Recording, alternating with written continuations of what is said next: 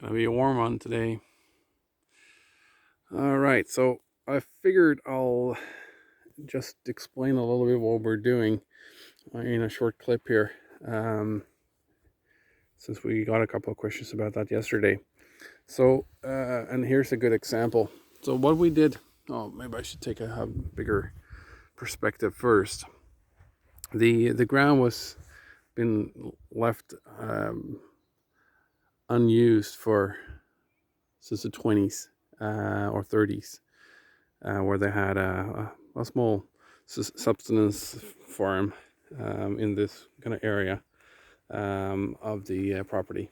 And so we actually got a photo today. I'll show you that.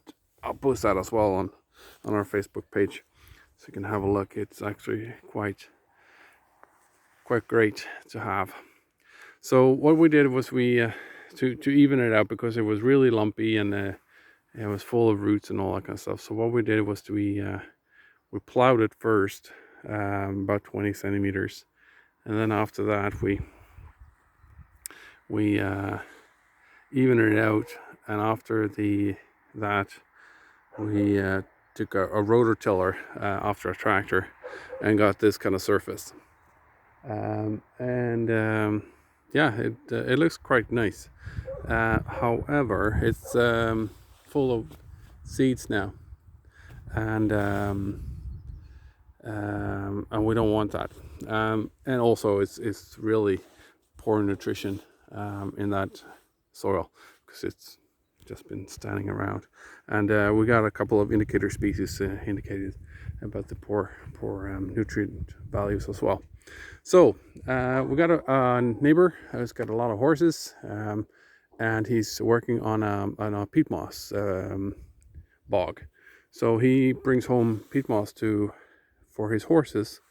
So the manure, instead of using hay or straw, he's using peat. So the manure is absolutely fantastic, which is great. And I got it really cheap. I got 10 tons for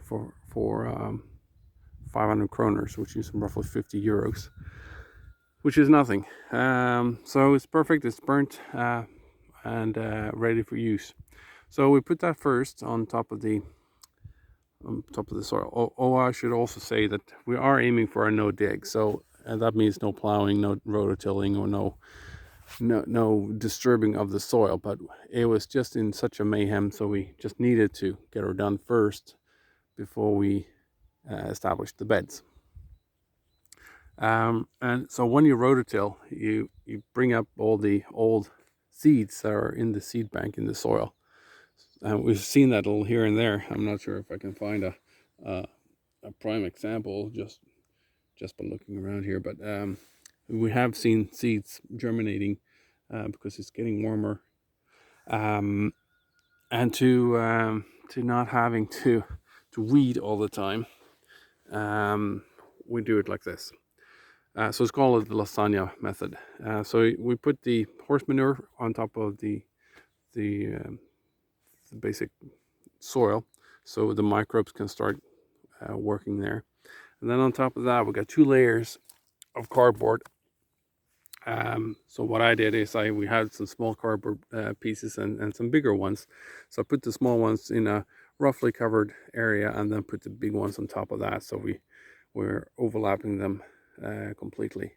And then 10 to 15 centimeters was that 3 to 5 inches roughly. No, 4 to 6. Anyway, 10 to 15 centimeters of soil or compost, and then in the walkways, which is right in there, we're gonna get bark and fill that up.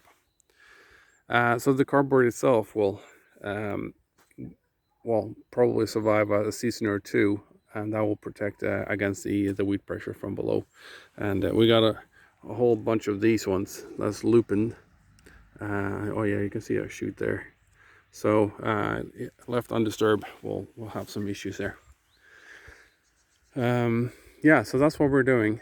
So we got 6 beds done yesterday, and got the manure out for another 2, and then we're gonna put the cardboard down and the soil down today, and